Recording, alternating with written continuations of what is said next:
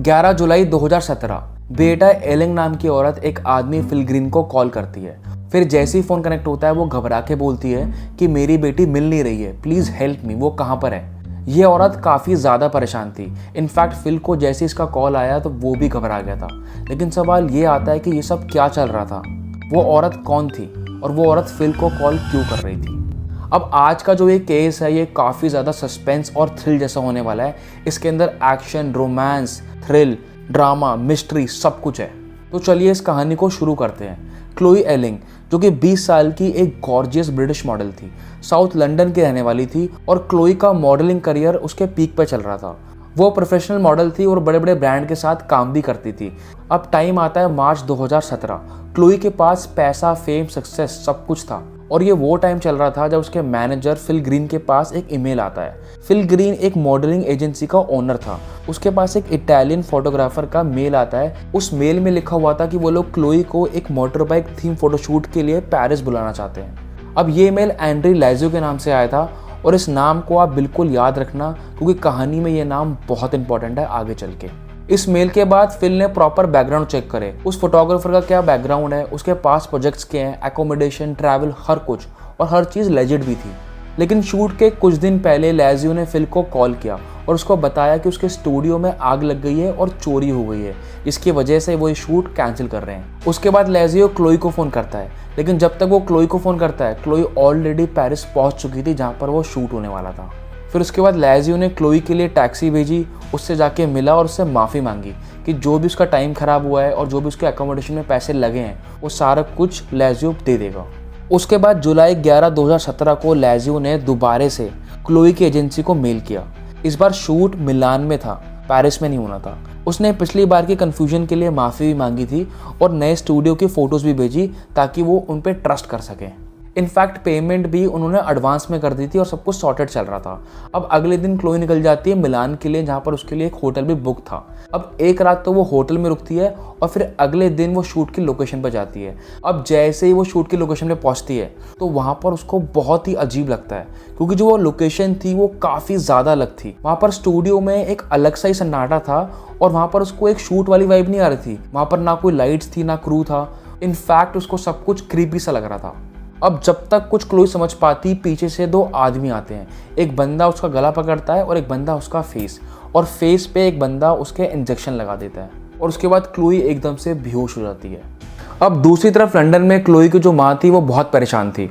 उनको कुछ समझ नहीं आ रहा था। उन्होंने इनफैक्ट फिल को कॉल भी किया और बताया कि उनकी बेटी उसका फ़ोन नहीं उठा रही है। अब ये सब कुछ होने के बाद भी उनको कुछ समझ नहीं आ रहा कि वो क्या करें।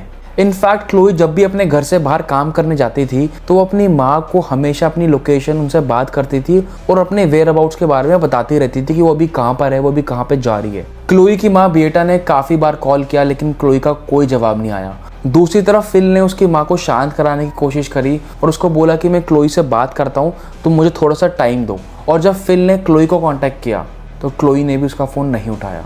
अब फिल बहुत ज़्यादा घबरा चुका था क्योंकि उसको कुछ समझ नहीं आ रहा था कि ये सब क्या चल रहा है। उसके बाद फिल ने क्लोई को दोबारा से कॉल किया और इस बार उसका फ़ोन स्विच ऑफ आ रहा था। अब फिल का भी पेशेंस अंदर से टूट रहा था। उसको कुछ समझ नहीं आ रहा था कि वो क्या करे और तभी उसको आइडिया आता है। वो एयरपोर्ट पे कॉल करता है। वो उस एयरलाइन पे कॉल करता है जिस एयरलाइन से क्लोई आने वाली थी। फाइनली वो एयरलाइन वालों से बात करता है और उसको पता लगता है कि क्लोई ने प्लेन बोर्ड ही नहीं किया। अब ये सुनकर फिल शॉक में आ गया था क्योंकि पहली बार उसकी एजेंसी में ऐसा हुआ था कि कोई मॉडल गायब हो चुकी थी और उसके कांटेक्ट में ही नहीं थी। अब अगला दिन आता है और क्लोई की किडनैपिंग की कंफर्मेशन आती है। फिल को एक ईमेल आता है जिसके अंदर लिखा होता है कि हम ब्लैक डेथ ग्रुप से हैं, हमने क्लोई एलिंग को किडनैप कर लिया है। अगर संडे तक $3 लाख नहीं मिले तो हम उसे रशियन माफिया को डार्क वेब के ऑक्शन में भेज देंगे। उस ईमेल के अंदर 3 रिच बिजनेसमैन के नाम भी थे। पॉल वॉकर एक बिजनेसमैन था, मैकग्राथ वो भी एक इन्वेस्टमेंट बैंकर था, एक एड डेव रेड ये भी उसका बिजनेस पार्टनर था। अभी जो तीनों नाम लिखे हुए थे इनके पीछे एक रीज़न था। ये तीनों नाम क्लोई नहीं सजेस्ट करे थे। वो इसलिए क्योंकि वो चाहती थी, उसको पता था ये बात कि उसके घर वाले ये अमाउंट पे ही नहीं कर सकते और इन तीनों के साथ उसके अच्छे खासे कनेक्शन थे। तो इसलिए उसने सोचा कि मैं इन तीनों का नाम लिखवा देती हूँ जिससे कि ये लोग उसका ये पैसा दे पाए। लेकिन फिल ग्रीन जिसके थ्रू क्लोई इस शूट पे गई थी उसने ब्रिटिश एम्बेसी और मिलान को कांटेक्ट किया। उसने एम्बेसी को तुरंत बोला और बताया कि ये सब कुछ हो चुका है। एम्बेसी ने तुरंत एक्शन लिया और फौरन ऑफिस की स्पेशल क्राइम यूनिट को अलर्ट कर दिया।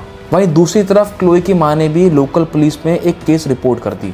उसके बाद इटालियन पुलिस तुरंत स्टूडियो वाली लोकेशन पर जाती है जहां पर उसका शूट था, लेकिन उस शूट पर उस लोकेशन पे कोई नहीं मिला। वहां पर उनको कुछ क्लोई का पर्सनल सामान और कुछ कपड़े मिले थे। अब अगले 6 दिन तक ये इन्वेस्टिगेशन फुल पावर में चली। इनफैक्ट मीडिया भी हर चीज़ कवर कर रही थी क्योंकि क्लोई एक फेमस मॉडल थी। लेकिन 6 दिन बाद एक ऐसा ट्विस्ट आता है जिसने सबको हिला के रख दिया। क्लोई खुद ब्रिटिश एम्बेसी के सामने आती है, वो भी किडनैपर के साथ।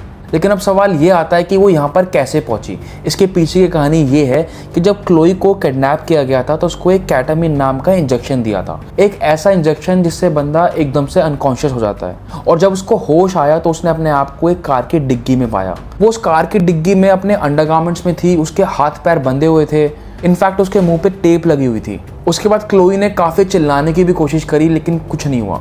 उसको कुछ नहीं समझ में आ रहा था कि ये क्या चल रहा है। और फिर 3 घंटे बाद गाड़ी रुकती है और सामने एक सूटकेस रखा होता है। उसको लगता है कि ये सामने उसका कॉफिन है जहाँ पर उसको ये मार के डाल देंगे।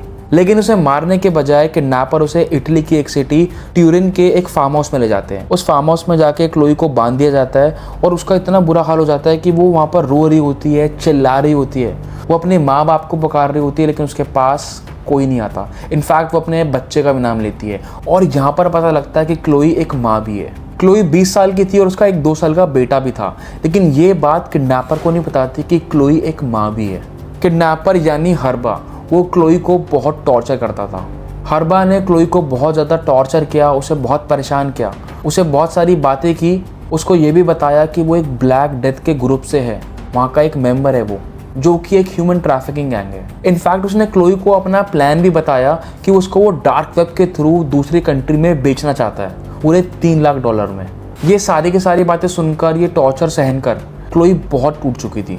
लेकिन दूसरी तरफ हर्बा की ये जो प्लानिंग थी, ये एक छोटी सी गलती की वजह से फेल होने वाली थी। वो उसको भी नहीं पता था। हर्बा की ये गलती थी कि उसको ये नहीं पता था कि क्लोई एक माँ है, जिसकी वजह से उसको बहुत लॉस होने वाला था। अब वो इसलिए क्योंकि ट्रैफिकिंग के बिजनेस के अंदर मदर्स की वैल्यू कम होती है, क्योंकि जो बायर्स होते हैं वो यंग लड़कियां, अनमैरिड लड़कियों में ज्यादा इंटरेस्ट रखते हैं। अब हर्बा को ये बात तो समझ में आ चुकी थी कि उसको कुछ खास पैसा तो नहीं मिलने वाला। लेकिन दोस्तों, अब कहानी में एक ऐसा ट्विस्ट आता है जिसको देखने के बाद मैं खुद शॉक्ड हो गया।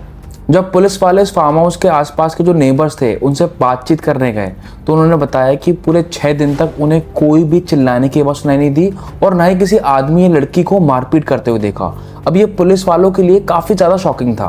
और दूसरी तरफ क्लोई हर्बा के साथ, जिसको वो अपना बॉयफ्रेंड बता रही थी, उसके साथ एम्बेसी पहुंच जाती है। और फिर वहाँ पे एम्बेसी वाले उन दोनों का इंटेरोगेशन करते हैं, दोनों से बातचीत करते हैं ये जानने के लिए कि ये सारा कुछ हुआ क्या है और ये बंदा तुम्हारे साथ कौन है। और तभी के तभी क्लोई ने काफ़ी सारी शॉकिंग चीज़ें बोली। इनफैक्ट उसने पुलिस को ये भी बताया कि हर्बा उसका बहुत अच्छा दोस्त है और बहुत अच्छा इंसान है। लेकिन ये क्लोई की एक चाल थी।